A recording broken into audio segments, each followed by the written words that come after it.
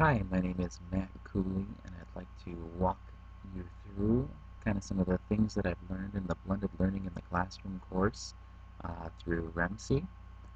Um, this course was a great overview of a lot of different things about blended learning um, and really helped me um, gain some resources and some knowledge and know-how about kind of taking my class into an online realm.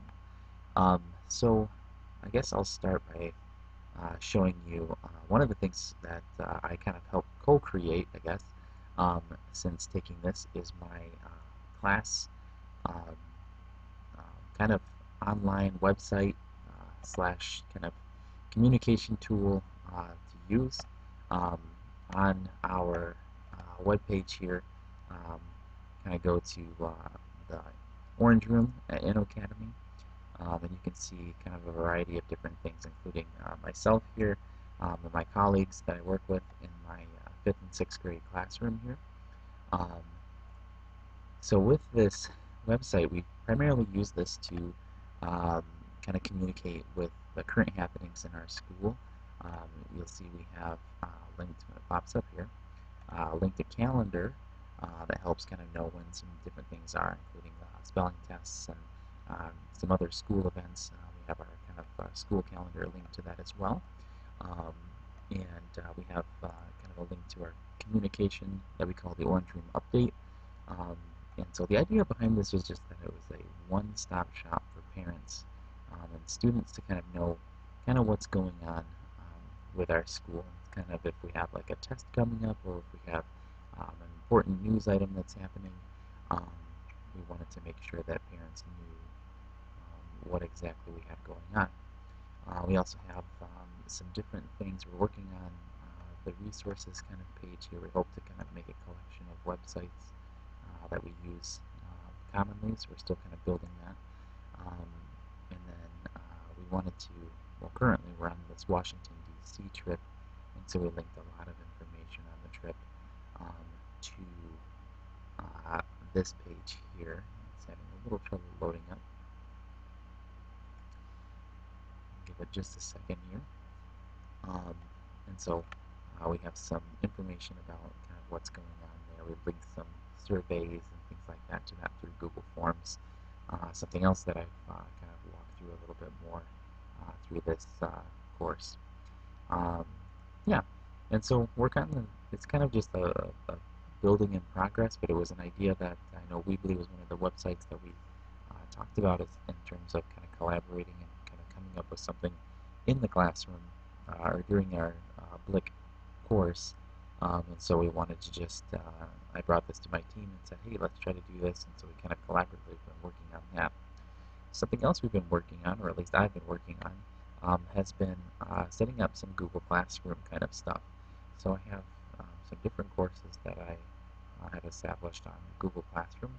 I started out with social studies class, and then I expanded it to all of our other subjects as well. Part of this has been nice to help organize some of our or my assignments and links and things like that. I've used this as a kind of discussion board, so we've been kind of doing a read aloud. Book title is called Out of My Mind, and so we did like a discussion board on this where my students were able to kind of post what they thought of a certain topic or subject.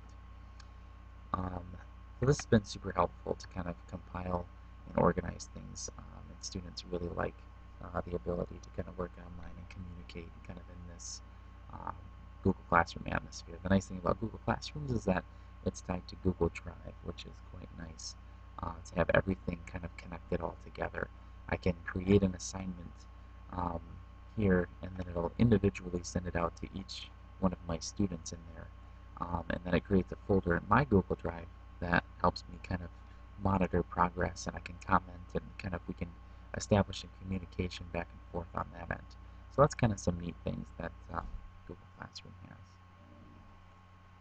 Um, my school uses Infinite Campus as well to kind of communicate progress and grades and things.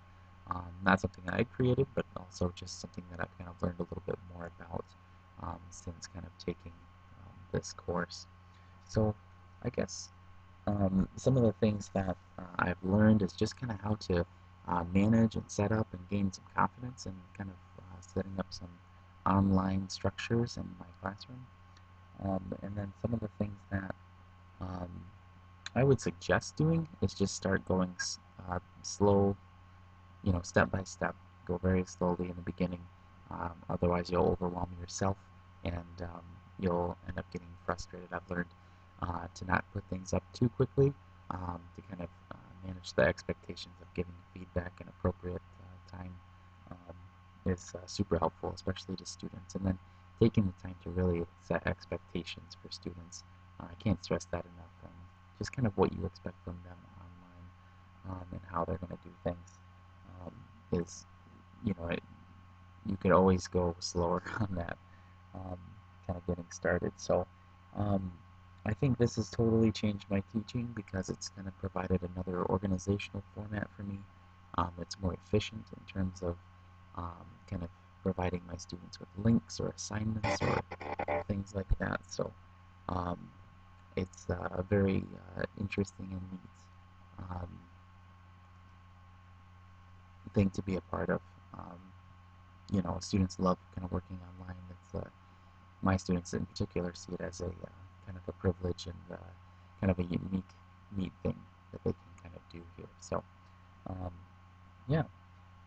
So um, that's my online kind of portfolio through the BLiC course. I hope you enjoyed it, and I've really enjoyed taking this course and learning all about some of the new things in the way of technology, and how to kind of best maximize the effectiveness and efficiency of teaching and learning in an online world. So, thank you for everything.